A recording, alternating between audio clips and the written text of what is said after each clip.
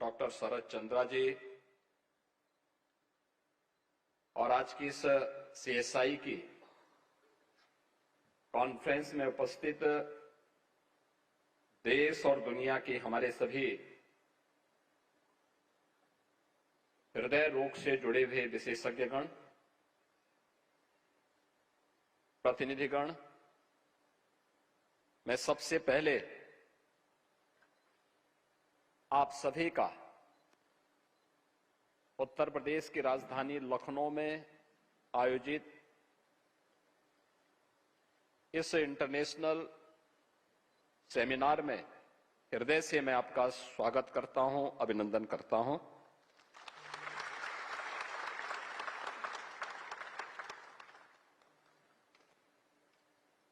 Atal Bihari Vajpayee medical university ये उत्तर प्रदेश की medical education की पहली यूनिवर्सिटी है जिसमें हमने उत्तर प्रदेश के अपने सभी मेडिकल कॉलेजेस को इसके साथ एफिलिएटेड किया है और इस कन्वेंशन हॉल में ये अपने आप में पहली इतनी बड़ी सेमिनार कार्डियोलॉजी की हो रही है। मैं इसके लिए आप सभी को हृदय से बधाई देता हूं और आपका अभिनंदन करता हूं।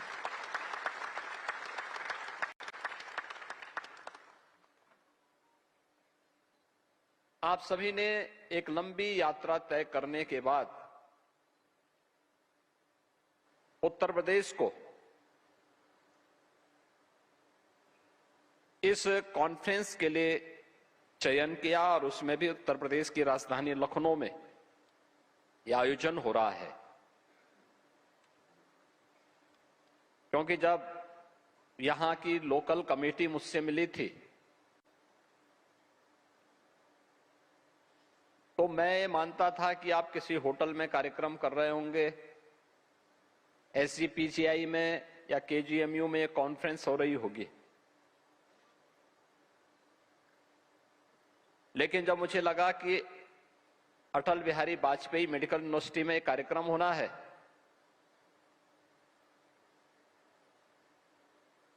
तो मैं इस बारे में था कि इतनी बड़ी संख्या में देश भर से और दुनिया से भी कार्डियोलॉजिस्ट पहुंचेंगे तो क्या यह संभव हो पाएगा, क्योंकि विश्वविद्यालय का एक्ट भी मैंने पारित कराया, इसके निर्माण के कार्यक्रम भी मैंने तैयार किए थे, लेकिन विश्वविद्यालय में मैं पहली बार यहां आया हूं।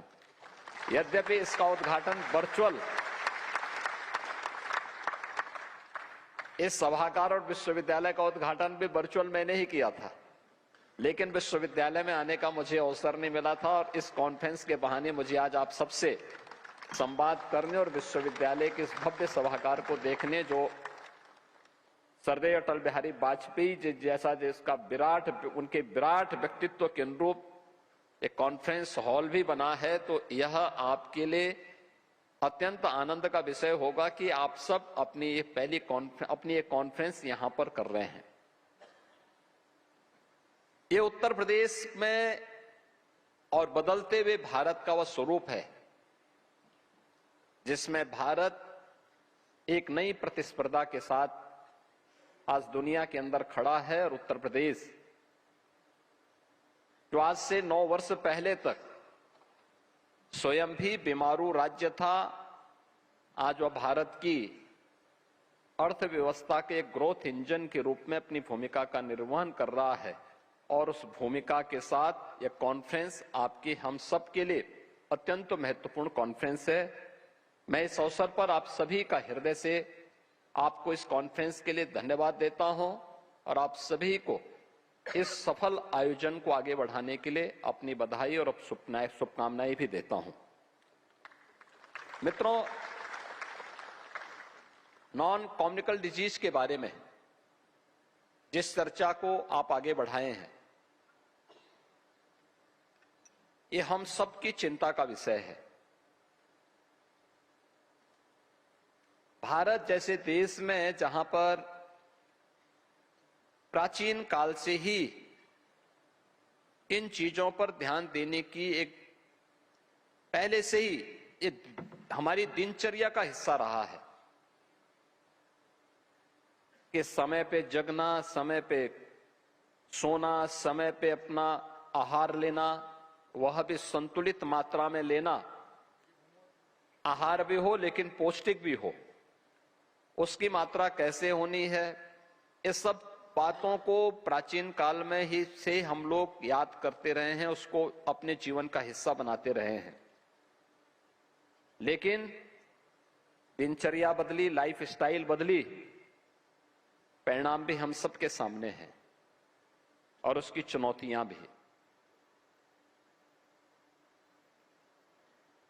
आज हम सब जिस चुनौती से घिरे हुए हैं,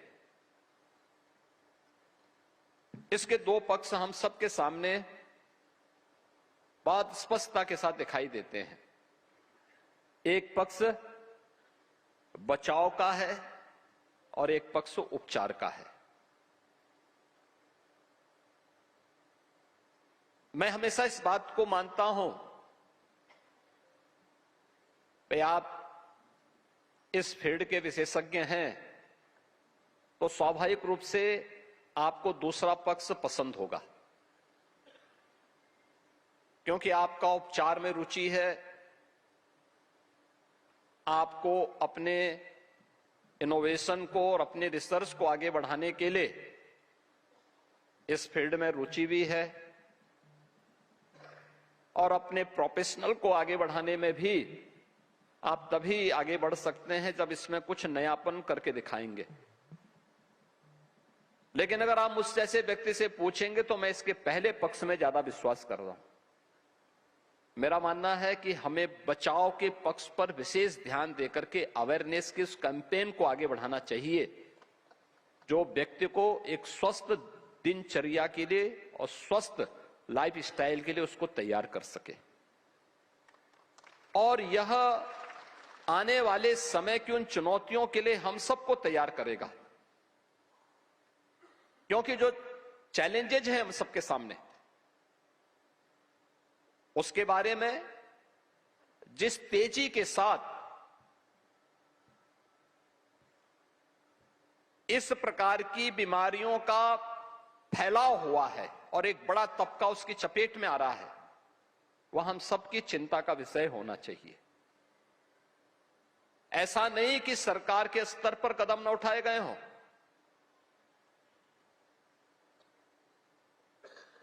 मैं इस बारे में देखता हूं कि आज से 8 वर्ष 10 वर्ष पहले तक अगर किसी परिवार में कोई व्यक्ति किसी बीमारी की चपेट पे आता था तो पूरा परिवार चिंतित होता था। चिंता इस बात की होती थी कि उपचार में पता नहीं कितना खर्चा होगा। पैसे की चिंता पहले, उतने संस्थान नहीं थे, उतने विशेषज्ञों का अभाव था।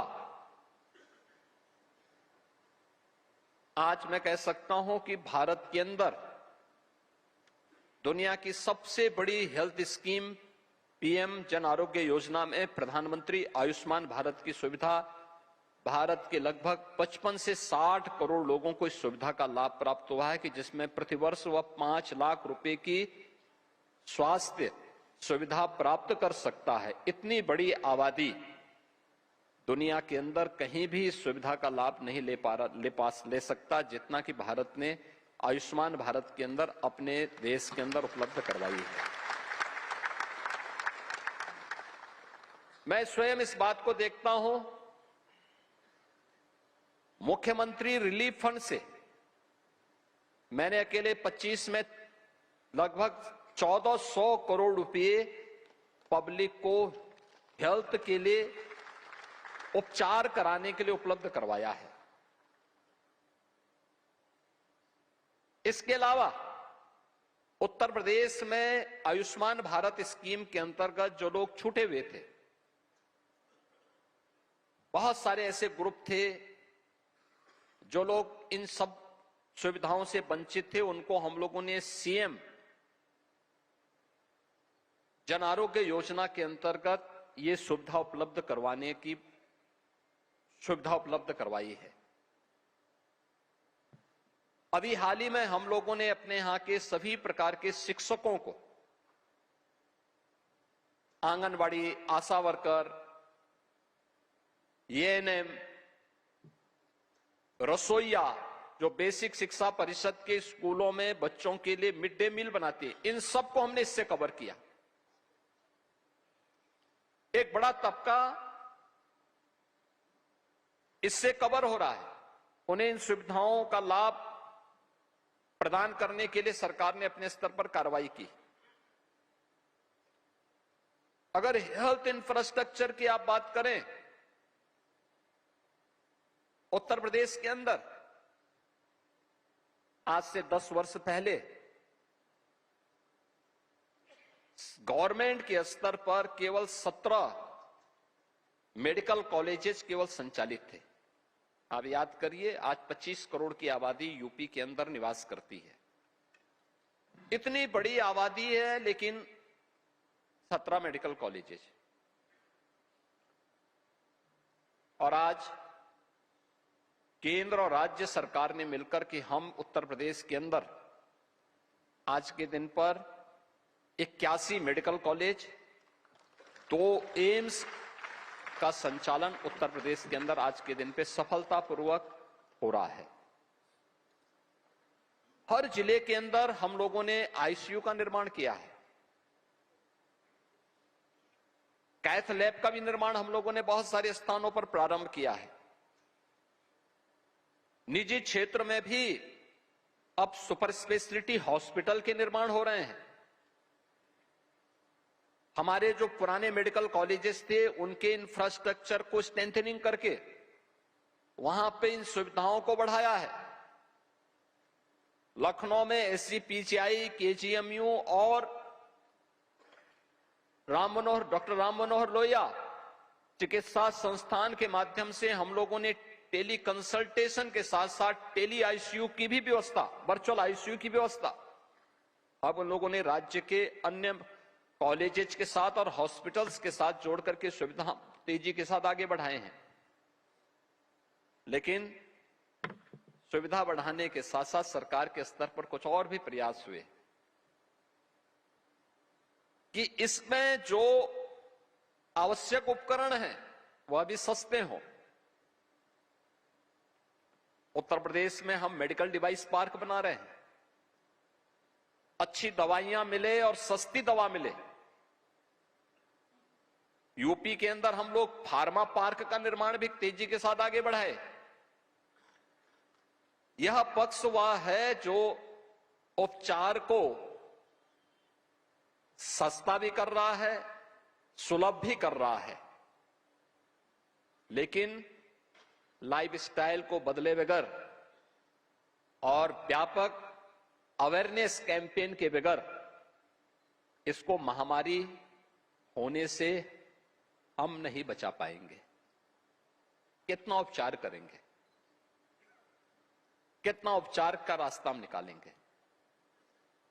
आप भी इस बात को महसूस करते होंगे। जो लोग प्राइवेट में अपनी प्रैक्टिस कर रहे हैं, अपने संस्थान चला रहे हैं, उनके लिए उतनी समस्या नहीं होती, लेकिन जो गवर्नमेंट संस्थानों में काम कर रहे हैं उनके बाद भीड़ लगती है। आप सोचिए, केजीएमयू की पर डे की जो ओपीडी है और 12,000 से 14,000 की है। एम्स दिल्ली की प्रतिदिन की जो ओपीडी है वह 16 से 17,000 की प्रतिदिन है। एसजीपीजीआई की 10 से 12,000 की ओपीडी जाती है। आप मुझे बताइए कि इतनी बड़ी ओपीडी और इतनी बड़ी संख्या में लोगों का आना, क्या हम क्वालिटी हेल्थ की गारंटी दे सकते हैं? क्या डॉक्टर पर्याप्त समय अपने उस पेशेंट को दे पाएगा? और ये आज की स्थिति है। भविष्य में क्या होना है? जिस तेजी के साथ लोगों ने अपनी लाइफस्टाइल बदली है, 4 से 6 घंटे एक सामान्य व्यक्ति के अपने स्मार्टफोन पे खर्च हो रहे हैं, और वह उसके लिए एक नई बीमारी वहां से खड़ी हुई है। ऐसे ही जिस तेजी के साथ डायबिटीज का फैलाव हुआ है, वह एक नई चुनौती हम सबके सामने है। और इन सब से बचाव के लिए तो सबसे महत्वपूर्ण है कि हम आज भी लोगों को इसके बारे में तैयार करने के लिए, क्योंकि गवर्नमेंट अपने स्तर पर कैंपेन चलाती है, अपने स्तर पर तैयारी करती है, लेकिन अगर यही बात एक डॉक्टर बोलता है तो लोगों में ज्यादा प्रभाव डालता है, लोग उसको ज्यादा महत्वपूर्ण तरीके से और ज्यादा गंभीरता से लेते हैं। आज चैलेंज क्या है? आप याद करिए, पहले लोग समय पे जगते थे, समय पे उठते थे, समय पे जगते थे, समय पे सोते थे, समय पे अपना आहार भी लेते थे, वह संतुलित होता था। आज क्या है?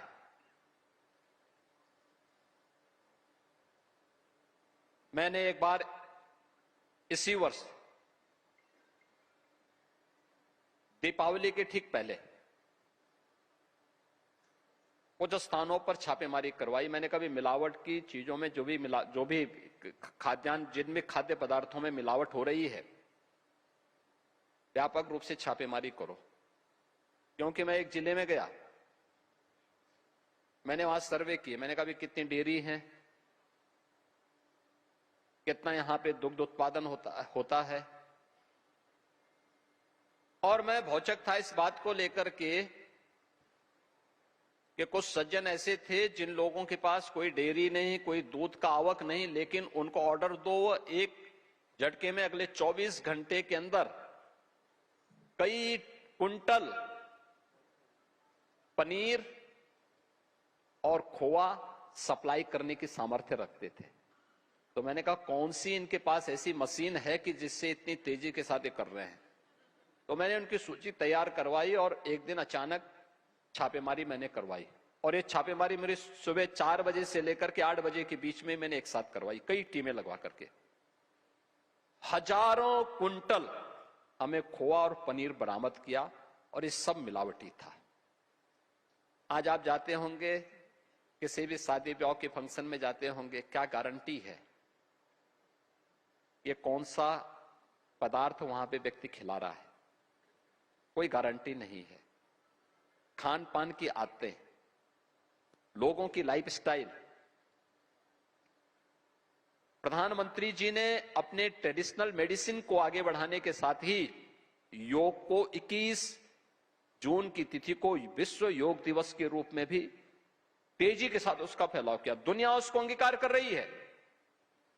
अब भारत के अंदर भी अलग अलग स्थानों पर हम देखते हैं तेजी के साथ इसको लोग आगे बढ़ा चुके हैं। अगर आप भी लोगों को बोलें कि भाई समय पे जगने की आदत डालो, देर रात्रि तक स्मार्टफोन का उपयोग करना बंद करो, अगर आप भी उन लोगों को बोलेंगे, आपके स्तर पर भी इस प्रकार के हैंडबिल प्रकाशित हों, समय समय पर इंटरव्यू हो, और इन बातों को लेकर के आप ज्यादा प्रचार प्रसार कर सकेंगे तो ज्यादा प्रभावी होगा। गवर्नमेंट अपने स्तर पर करती है और हम लोग दोनों पक्षों को लेकर के चलते हैं, अवेयरनेस के पक्ष को लेकर के भी, लेकिन साथ साथ इसके उपचार के पक्ष को लेकर के भी। दूसरा, उपचार हो तो कैसे हम सस्ता और सहज कर सकते हैं, एक गरीब से गरीब व्यक्ति भी अपना उपचार करा सके। यद्यपि अभी तक ईश्वर की कृपा यह है कि गरीब को हार्ट की बीमारी कमी होती है,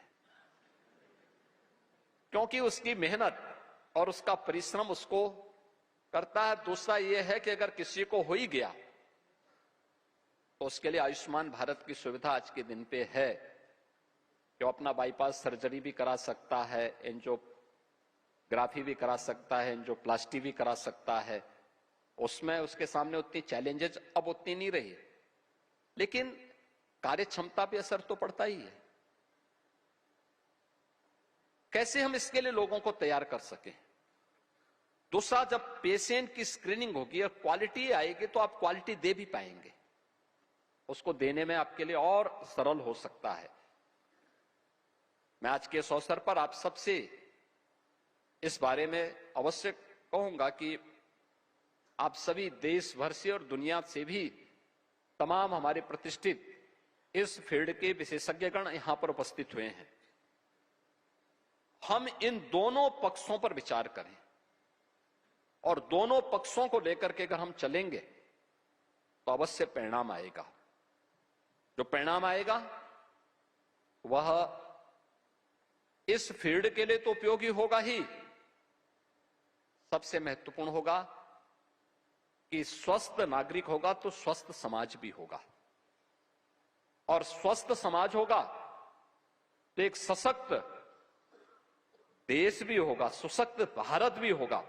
उस सशक्त भारत के निर्माण के लिए और विकसित भारत की जिस परिकल्पना को लेकर के प्रधानमंत्री मोदी जी के नेतृत्व में देश आगे बढ़ा है, उन्होंने देशवासियों के सामने एक टाइमलाइन दी है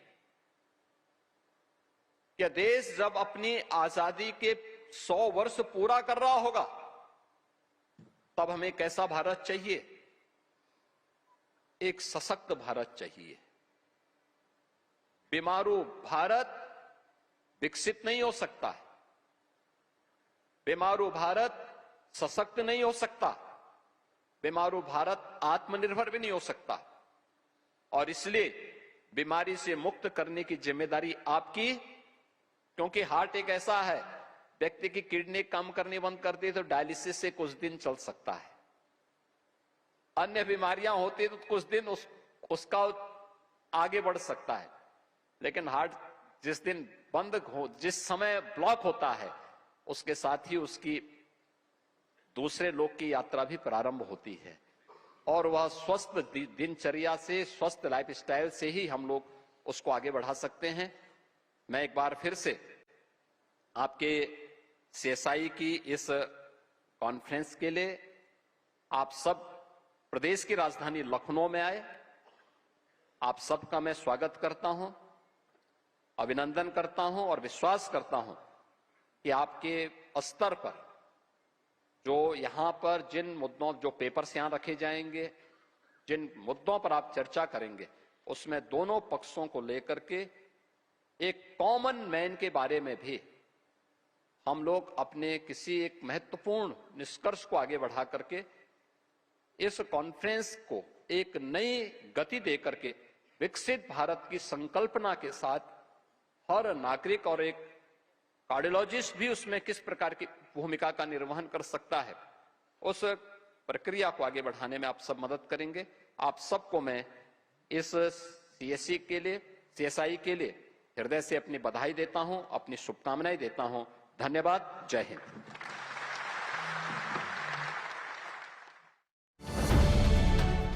अब से डीडी फ्री डिश की चैनल नंबर 57 पर देखिए न्यूज नेशन।